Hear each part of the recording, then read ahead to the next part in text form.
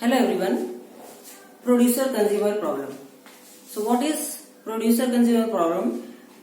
Producer and consumer, there are two processes, right? And producer produces some item and the consumer consumes those item, right? This problem comes under basically process synchronization. There are two processes and the process nature is called producer and consumer, right? Producer have some code which produces certain item and keep into a buffer, right? And the consumer is a process, a certain code is written over there. That means the producer consumes that item from that buffer. तो producer जब भी कोई item बनाता है या create करता है वो उसको बफर में रखता जाता है और जो कंज्यूमर है उस प्रोडक्ट को या उस आइटम को कंज्यूम करता जाता है, right? So what is the problem in this particular process synchronization या classical synchronization problem is that when some item is produced and some item is consumed, then the balance, the remaining item should be same. That must be shown by the consumer and the shown by the producer must be same, right? So what problem may create, किस type की problem आती है जिसको कि हम कहते हैं producer consumer problem, will see by example and the code, right?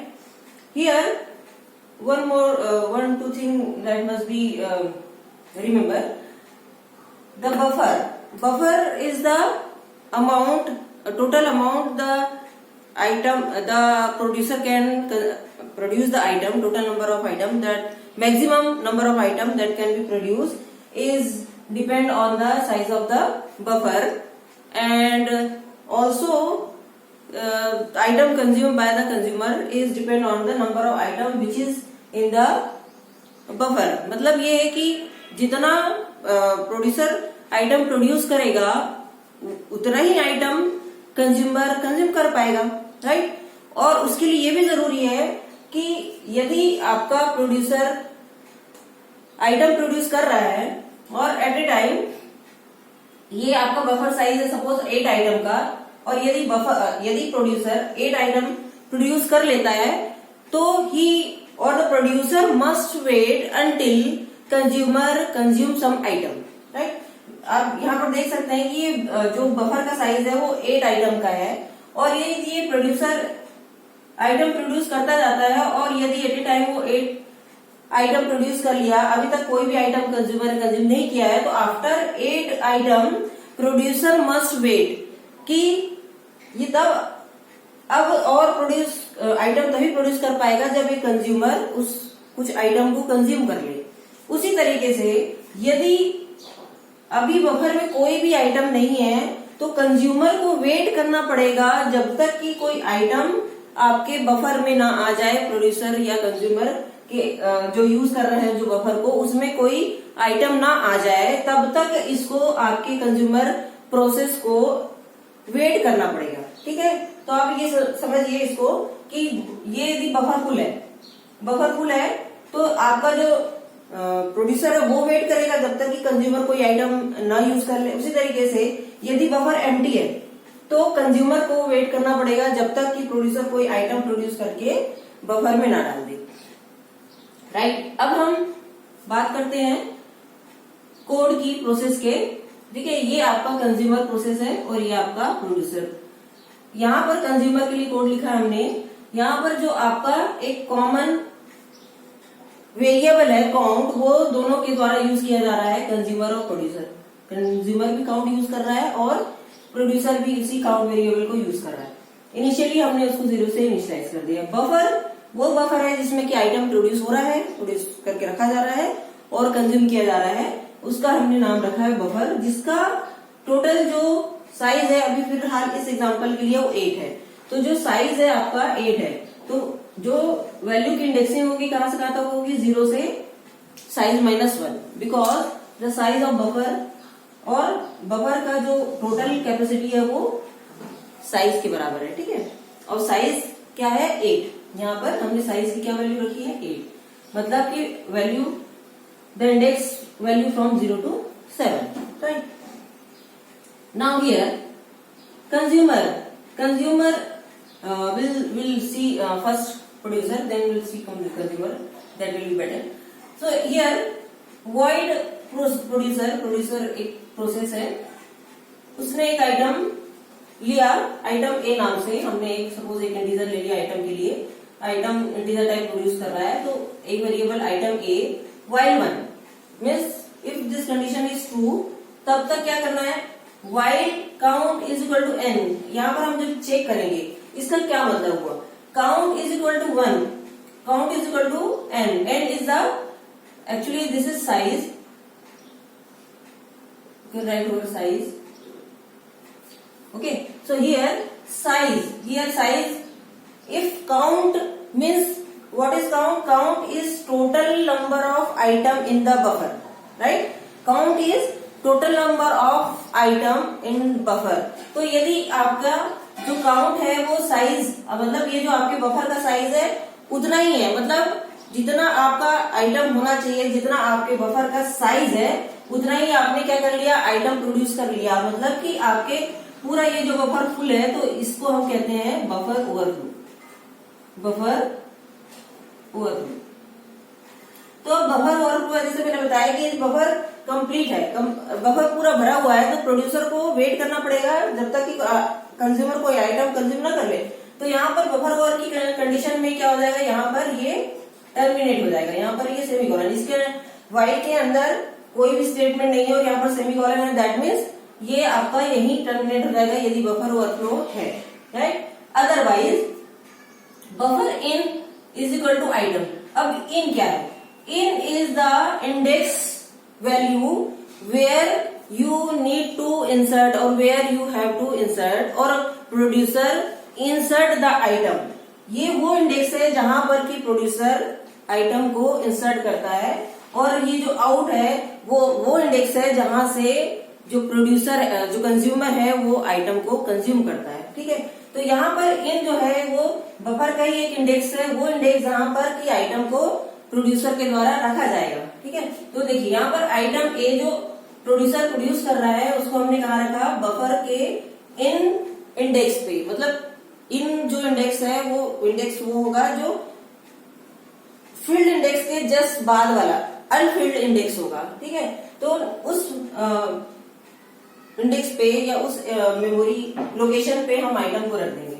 उसके बाद यहाँ पर देखिए क्या लिखा हुआ है, in is equal to in plus 1 modulus size.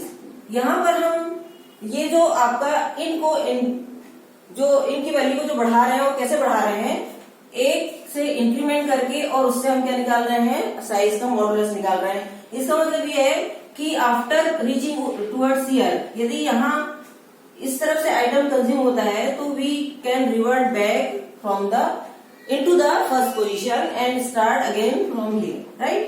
तो इसके लिए हम मॉडुलस का यूज करते हैं ताकि हम जो हमारी जो वैल्यू निकले वो इनकी ये 0 से 7 के बीच में ही लाई करें, राइट. उसके बाद हमने क्या किया, यदि हमने एक वैल्यू इंसर्ट कर दी तो हमारा जो काउंट की वैल्यू है, जो नंबर ऑफ आइटम जिसको हम कहते हैं कि काउंट नंबर ऑफ आइटम बताता है, तो यदि वो इनिशियली वो 0 था और एक आइटम हमने प्रोड्यूस करके बफर में डाल दिया तो इसका एक से इंक्रीमेंट हो जाएगा, मतलब कि उसकी वैल्यू 1 हो जाएगी, मतलब कि हमारे बफर में एक आइटम रखा हुआ है, ठीक है. इसका ये मतलब हुआ. तो ये आपका हो गया प्रोड्यूसर. अब now will see the code of consumer. Here void item B, this item is consumed by the consumer, the name is item B, that is also integer value, right. Now while 2, while 1 मतलब while 2 जब तक एक 2 है, while count is equal to 0, you can see over here, count is again the number of item in the buffer. If that is 0 means no item in the buffer. If no item is in the buffer, then what the consumer will consume? क्या वो consume करेगा, कुछ भी नहीं. तो उस condition को हम कहते हैं बफर अंडरफ्लो और बफर एम्प्टी, ठीक है. अंडरफ्लो और एम्प्टी, ठीक है, कि बफर में अभी कोई भी आइटम नहीं है जिसको कि कंज्यूमर कंज्यूम कर पाए. तो यदि ये कंडीशन सही हुई तो ये क्या होगा, टर्मिनेट हो जाएगा यहीं पर, इसके आगे कोई स्टेटमेंट नहीं, क्योंकि यहाँ ये कंडीशन यदि ट्रू है तो कोई भी आइटम कंज्यूम करने का है ही नहीं, तो यहीं पर खत्म हो जाएगी कहानी, तो ये टर्मिनेट हो गया। Otherwise if condition is false then item जो कंज्यूम करना है कहां से करेंगे हम, आउट से, आउट इंडेक्स से। मतलब ये जो आपका इंडेक्स है, यदि इनिशियली हमने कहा कि ये दोनों की वैल्यू को हम 0 0 इनिशियलाइज करते हैं, तो यदि आपका पहला आइटम 0 पोजीशन पे है तो हम 0 से स्टार्ट करेंगे कंज्यूम करना। यहां पर जो कॉन्सेप्ट है बफर से आइटम लेने का और बफर में आइटम डालने का, वो first in first out manner है। जो आइटम जो पहले कंज्यूम किया गया, जो पहले प्रोड्यूस किया गया, that should be consume first. तो यहाँ पर हम 0th इंडेक्स से शुरू करेंगे। तो यहाँ पर जब यदि आपका पहला आइटम 0th इंडेक्स पे है तो ये क्या हो जाएगा, बफर 0। तो 0 पोजीशन पे जो आपका आइटम है उसको आपने किस में डाल दिया, आइटम बी में डाल दिया। और उसके बाद इसको आउट को आपने कैसे इंक्रीमेंट किया, आउट +1 मॉड साइज, साइज जो आपका बफर का साइज है। अगेन टू रिवर्ट बैक, यदि आप यहाँ पर पहुंच के आपके पास 0 से 7 ही इंडेक्स है और यही आपको यूज करना है, तो you have to lie between this 0 to 7 only. तो उसके लिए हम क्या करते हैं, मॉड निकालते हैं साइज का।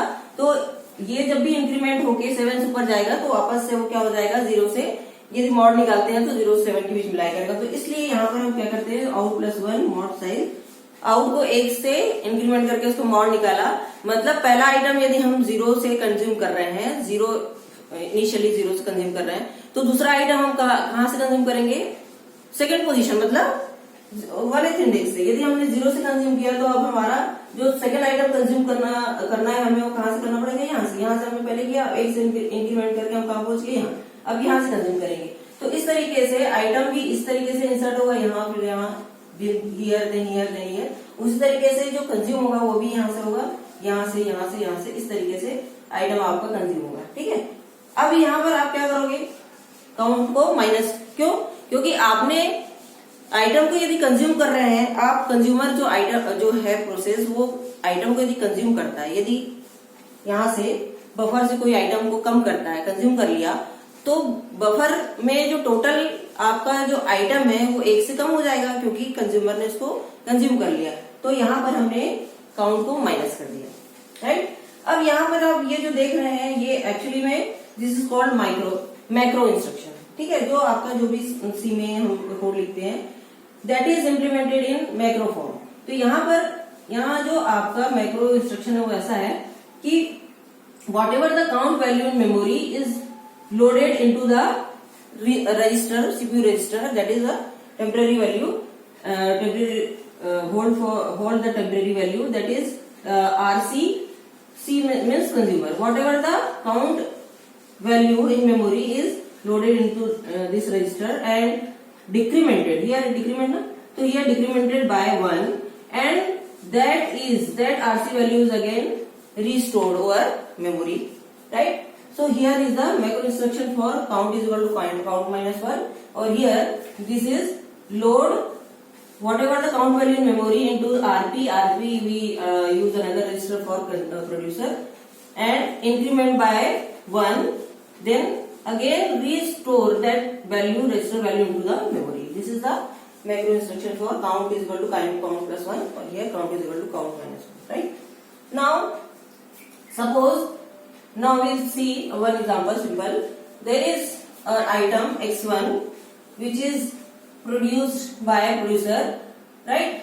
Here item is x1, right? Here item is x1 and in is initially 0. So where will be the item? Here. ठीक है, x1 आपका कहाँ आ जाएगा, 0th पोजीशन पे आ जाएगा इनिशियली, क्योंकि आपकी n की वैल्यू 0 है। Now in +1 mod size. अब क्या होगा, देखिए n इज इक्वल टू क्या है, n है 0 +1 और मॉड साइज, और यहाँ पर साइज की वैल्यू क्या है 8, यहाँ पर साइज की वैल्यू 8 है, तो ये क्या हो जाएगा 1। तो इसका मतलब n की वैल्यू क्या हो जाएगी 0 से 1, right. And count becomes count +1, यहाँ पर काउंट की वैल्यू क्या हो जाएगी 0 से 1, राइट। इसके बाद ये तो हो गया आपका प्रोड्यूसर। अब हम इसी में कंज्यूमर प्रोसेस चलाते हैं, मान लो ये हमारा एक आइटम आ गया, अब उसको प्रोड्यूसर, अब उसको कंज्यूमर कंज्यूम करेगा। यहाँ पर आपका while true, then this statement is wrong because count is not equal to 0, it becomes 1, right. Now buffer out, अभी इनिशियली आपका आउट की वैल्यू क्या है 0, तो बफर 0, यहाँ पर बफर 0 से जो पे जो आइटम है, बफर 0 पे कौन सा आइटम है, ये, this is buffer. So buffer 0 में अभी आपके पास एक आइटम है x1, that x1 is consumed and it will be comes in item B.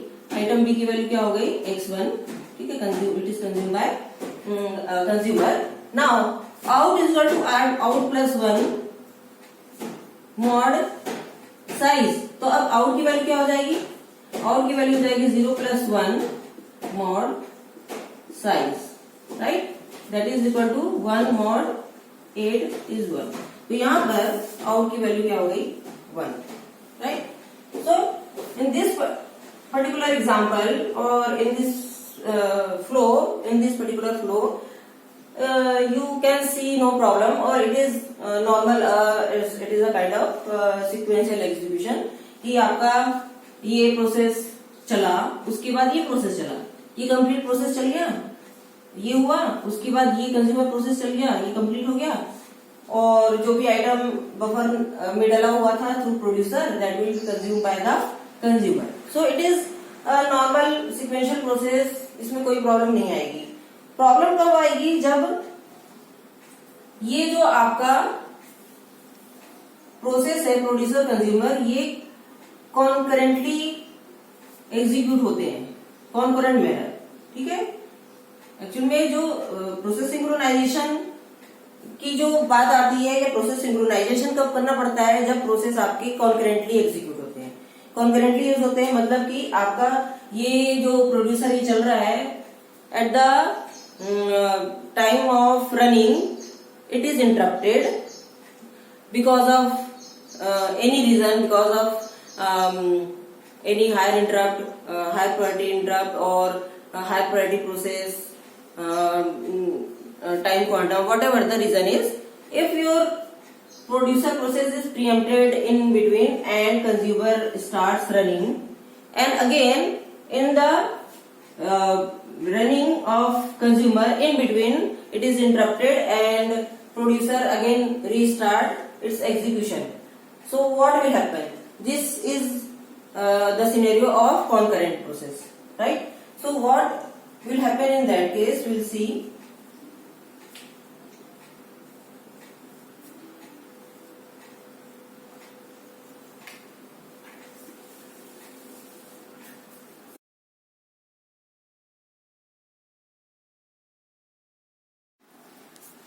So let's take case 2.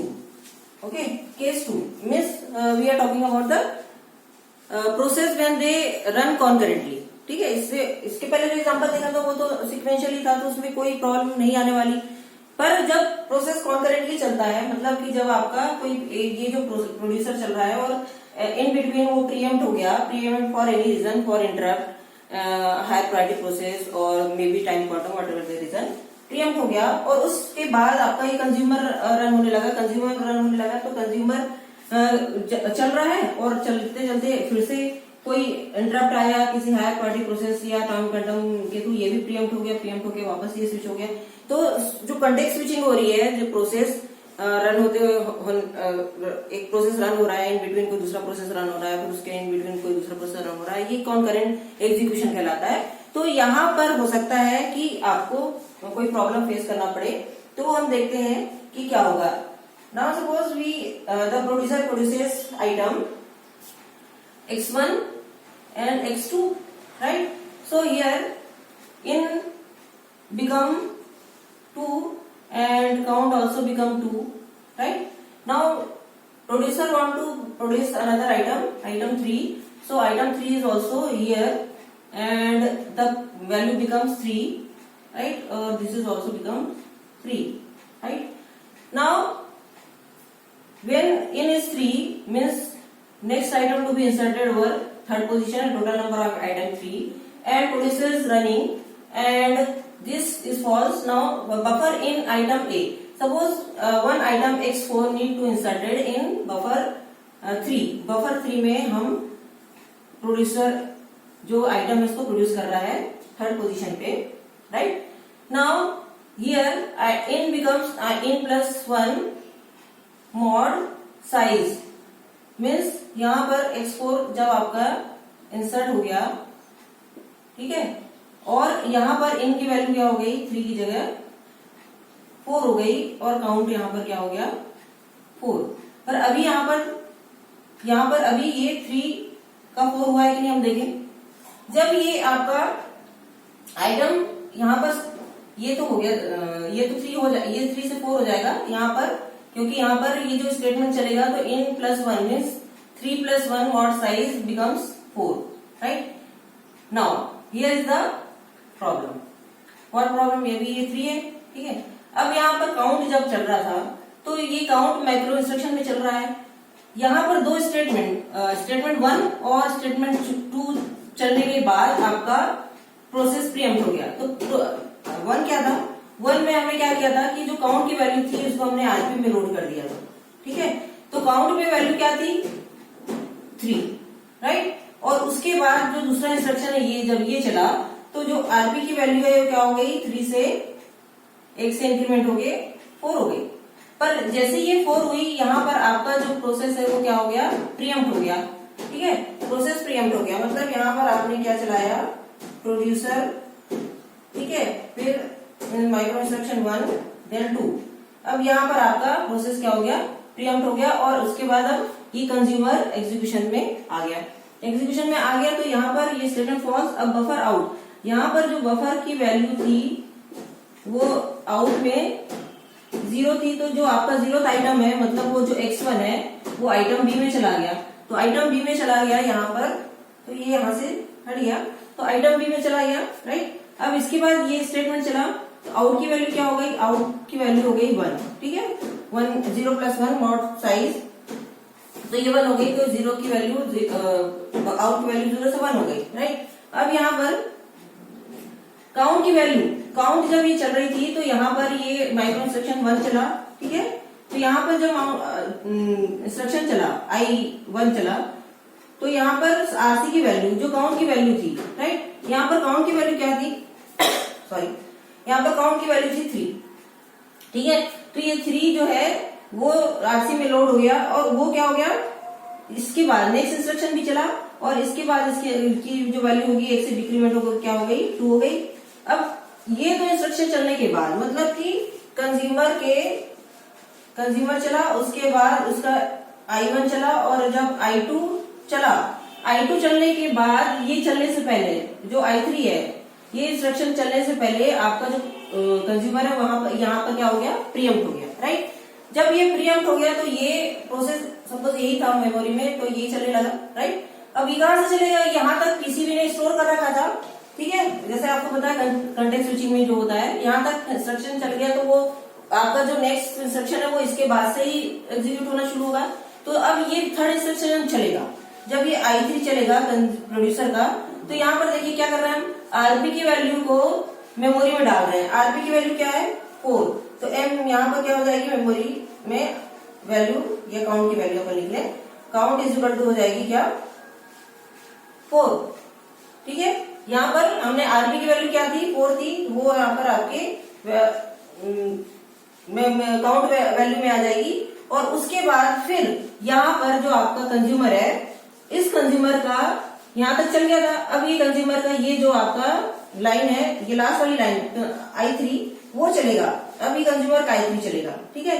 तो कंज्यूमर का I3 चलेगा तो क्या होगा, जो आरसी की वैल्यू है वो किसमें आ जाएगी, काउंट में। मतलब पहले काउंट 3 से क्या हुआ 4, यहाँ पर 4 हुआ। अब इसके बाद यहाँ जब ये इंस्ट्रक्शन कंप्लीट होगा तो आरसी की वैल्यू क्या, काउंट की वैल्यू क्या हो जाएगी, जो आरसी में थी वो थी 2, तो यहाँ पर क्या हो जाएगा, यहाँ पर 4 की जगह, यहाँ पर काउंट की जगह ये हो जाएगा 2, ठीक है।